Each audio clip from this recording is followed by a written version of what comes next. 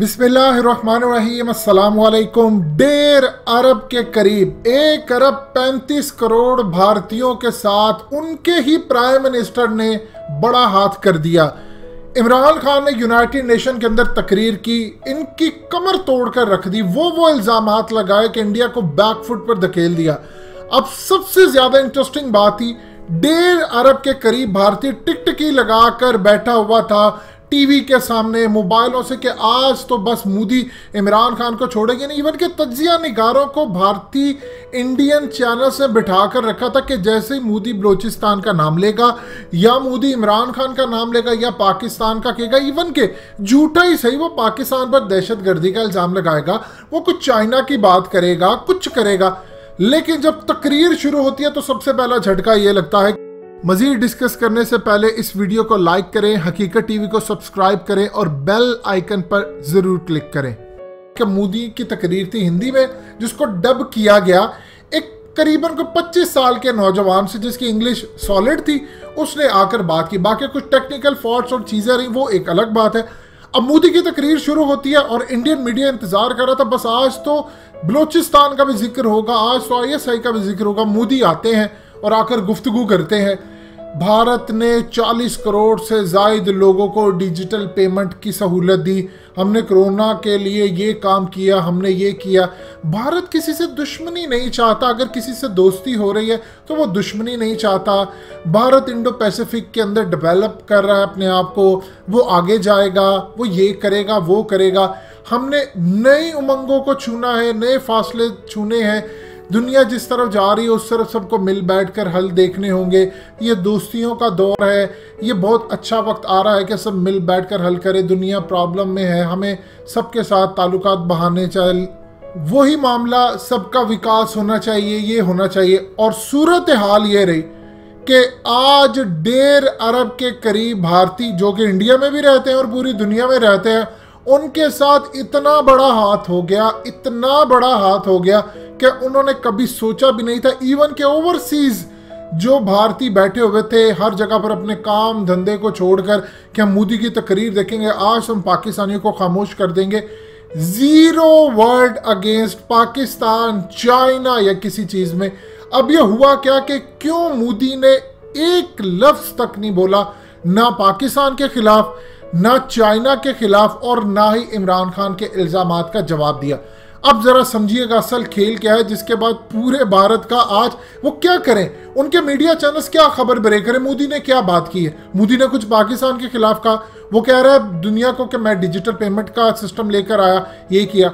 अब जरा इसको समझ लीजिए, ये बड़ी इंटरेस्टिंग चीज है। ये असल में बता रही है कि इंडिया कितना पैनिक है, खौफ है उनके अंदर। देखिए, आप झूठे से ही बात कर सकते थे, आप वो प्राइम मिनिस्टर हो जो 2013 के अंदर तकरीरें झाड़ते थे 6 महीने में पाकिस्तान का सफाया कर देंगे, 10 दिनों में जंग पाकिस्तान से सफाया कर देंगे, ये कर देंगे, वो कर देंगे।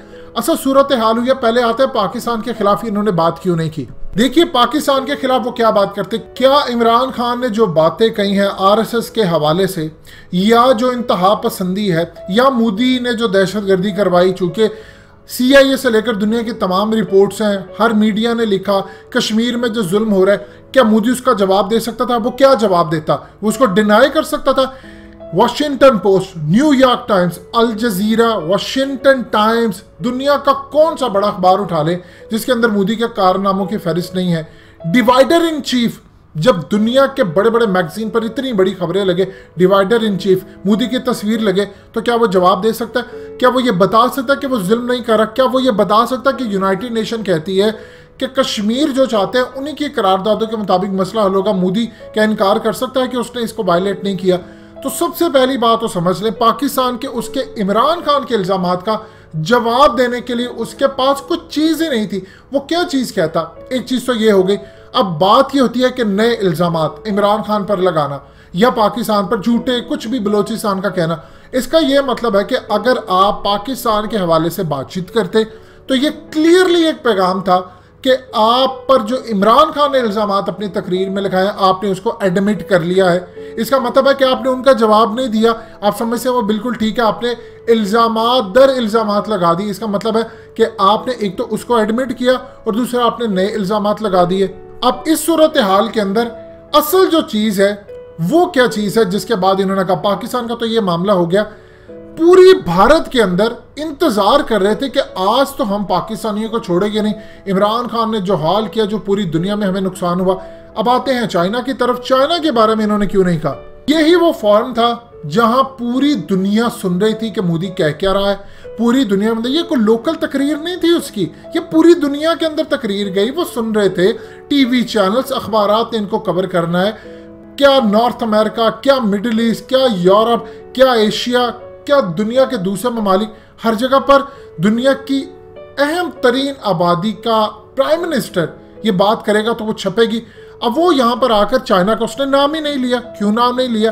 क्योंकि उसको पता है मैंने जरा सा भी चाइना को प्रोवोक किया तो इन्होंने हमारे फौजियों के खिलाफ पूरी तरह लड़ाई शुरू कर देनी है। ऑलरेडी 250 से ज्यादा ये हमारे फौजी मार चुके हैं, हमने दुनिया को 20 बताया, तो ये हम पर चढ़ दौड़ेंगे और मजीद ये हमारे खिलाफ पूरी दुनिया के अंदर, उनका चूंकि स्ट्रॉन्ग मीडिया है, उनकी पावर है, इन्होंने हमले शुरू कर देने। ऑलरेडी इंडिया गलती कर चुका है कि उन्होंने अपने फौजियों को ये बात कही, आप अब पूरी तरह इन पर हमलावर हो सकते हैं, हमारी तरफ से आपको इजाजत है।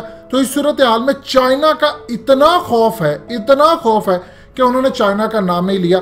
अब इससे भी ज्यादा जो सबसे बड़ी बात यह है कि अगर मोदी चाइना का नाम लेता या कहता देखिए चाइना हमारे साथ ये कर रहा है, वो कर रहा है, तो इसका मतलब है कि आपको ये जवाब देना पड़ता कि आपने अपनी तकरीर में कहा था कि किसी एक शख्स ने भारत की सरजमीन पर कब्जा नहीं किया, ना कोई घुसा है ना कोई घुसा हुआ है। ये उसने अपनी तकरीर के अंदर बात की। अब अगर आप ये बात पूरी दुनिया के सामने करते हैं तो उसके बाद आपको जस्टिफाई करना पड़ेगा कि आपके डिफेंस मिनिस्टर राजनाथ सिंह लोकसभा के अंदर खड़े होकर कहते हैं कि इंडिया ने तकरीबन 38,000 स्क्वायर किलोमीटर का लैंड खो दिया है चाइना के आगे। यानी चाइना ने 38,000 स्क्वायर किलोमीटर का हमारा लैंड कब्जा करके रखा है और हम इसको छुड़वा नहीं सके। इस सूरत हाल में फिर राजनाथ सिंह ने कहा कि हमें कोई पेट्रोलिंग से नहीं रोक सकता, चाइना ने उनको पेट्रोलिंग से भी रोक दिया। तो इस सूरत हाल में वो करें तो क्या करें, ये वो असल चीजें, फिर इसका जवाब देना पड़ता। यानी आपको जब एक जवाब देना पड़ता फिर आपको 10 मजीद सवालों का जवाब देना पड़ता है। इन्होंने आफियत इसमें समझी कि कोई जिक्र ना किया जाए। इतना बड़ा ब्लंडर कर दिया गया पूरी भारतीय कौम के साथ कि आज तक शायद तारीख के अंदर कोई भी प्राइम मिनिस्टर नहीं कर सकता। ये उम्मीद दिलाकर लाए थे कि हम स्ट्राइक करेंगे, ये करेंगे, वो करेंगे। अब आप आपको अंदाजा हो जाना चाहिए कि मोदी की औकात ही नहीं है कि ये पाकिस्तान में घुसकर कोई हमला कर सके। यहां से आप अंदाजा कर ले, इन्होंने जाली उड़ी फिल्म बना दी, इन्होंने ये कर दिया, वो कर दिया। जो प्राइम मिनिस्टर इंडिया का खड़े होकर पूरी दुनिया के सामने पाकिस्तान का नाम नहीं ले सकता, चाइना का नाम नहीं ले सकता, इमरान खान का नाम नहीं ले सकता और ना ही कोई बात कर सकता शी जिनपिंग की, तो आप सोच सकते हैं वो प्राइम मिनिस्टर कोई रात के अंधेरे में अपनी फौज को भेजेगा कि जाओ पाकिस्तान पर चढ़ाई करो जाकर या हमला करके? उसकी इतनी हैसियत हो सकती है? तो कुल मिलाकर भारतीय लोगों के भी आंख खुल जानी चाहिए कि आपको जितनी उम्मीदें आपके झूठे प्राइम मिनिस्टर ने दिलवाई थी वो सारी की सारी खाक हो गई हैं। किधर है भारतीय मीडिया जो कि कल से यही शोर मचाकर बैठा था, वो जी देखिएगा इमरान खान की तो खैर नहीं, मोदी तो वो ये काम करेगा कि हम उड़ाकर रख देंगे।